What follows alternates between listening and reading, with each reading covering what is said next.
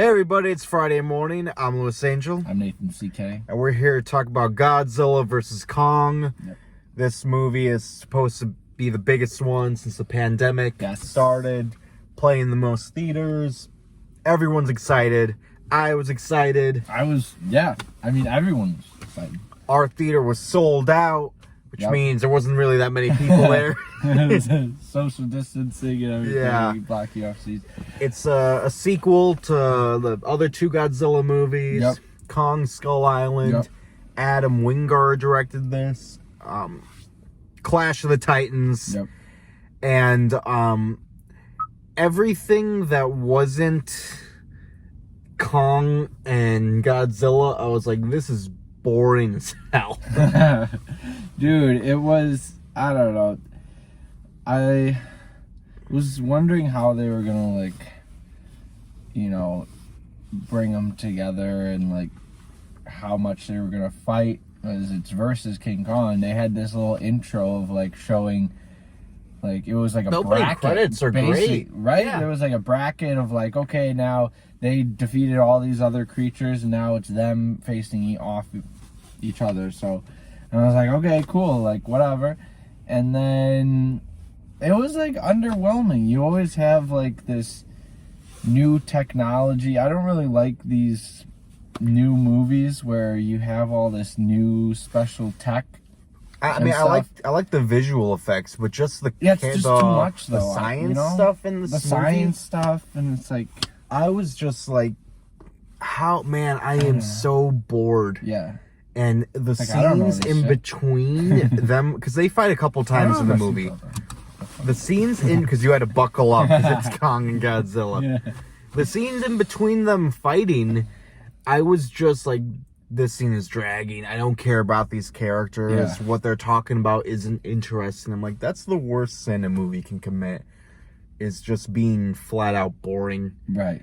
And it's not really being true to the story, really. I mean, we want them to fight as much as possible, right? Yeah. And that's not really what we get in this movie. They fight 3 or 4 times, and it's just kind of like the other Godzilla. You're fighting a little bit, and then you have a lot of backstory and a lot of other stuff going on, and then you have a little bit of fighting, and then this and this and that. And then it's the glares from Godzilla's atomic breath. Guess who's having technical difficulties?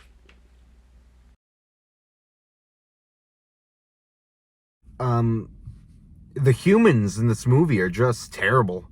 They hired charismatic people Brian Tyree Henry, Millie Bobby Brown, and then the other actors they have Alexander Skarsgård and Rebecca Hall and Eiza Gonzalez, who I thought was really miscast right here.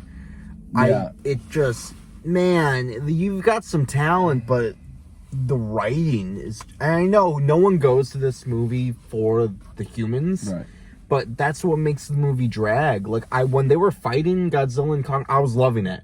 I was so giddy. Yeah, right. That first fight especially was oh, this is so dope. This is everything I've ever wanted, right?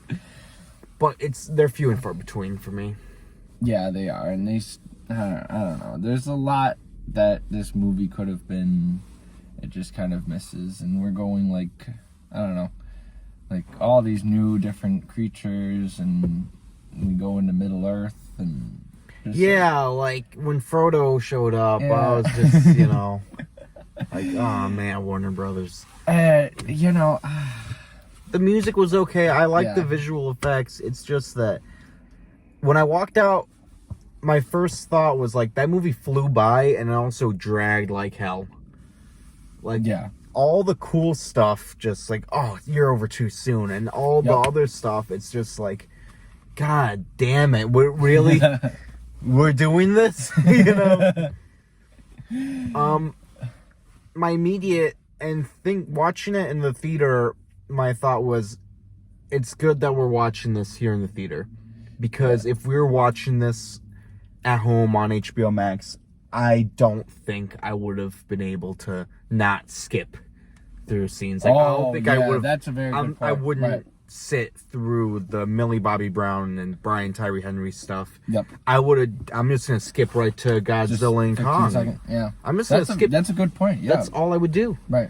You know, because I don't care about this other stuff, and it's not interesting enough for me to be like, oh yeah, we should really. Yeah. Right. It's exactly. The stupidest and most boring version of that conversation that they can be having. That's the conversation they're having right now. I like Kong a lot better in this movie than I did in Skull Island. I do too. You get a little bit of, I guess, some personality from him. That's exactly it. And he's like, he's a little fun. Yeah, you know, in Skull Island, my around complaint was like we didn't get to know him. This time, I feel like we got to know him a little bit. Right. Godzilla kind of doesn't get as much character. Godzilla's always like, he's just fuck yourself. Yeah. Are you happy about who? I guess won. Yeah, whatever. Like, I mean, are they? Is that gonna be like, oh, okay, let's make another one? It's straight up like.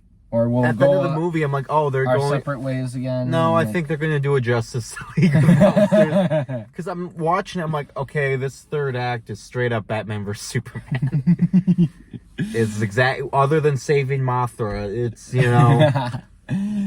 But boy, I feel like the only way I would ever watch parts of this again is just on YouTube, watching the fights. I'm gonna go 2 out of 5 for Godzilla versus Kong. Wow. Yeah, I mean, like, I'm gonna go like 2.3 out of 5. It's like, I don't know. We wanted to love it. We wanted to love it. And The fight scenes again are good. Yeah. And that's basically all you're really paying for, or if you're, you're still paying for it if you're on HBO Max. Yeah. But, yeah, I mean, definitely go, if you can go to the theater, definitely go see it. It's worth just for seeing the yeah, everything on the big screen.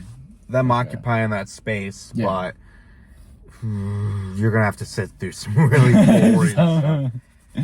All right, guys, that's the review. Like, comment, and subscribe.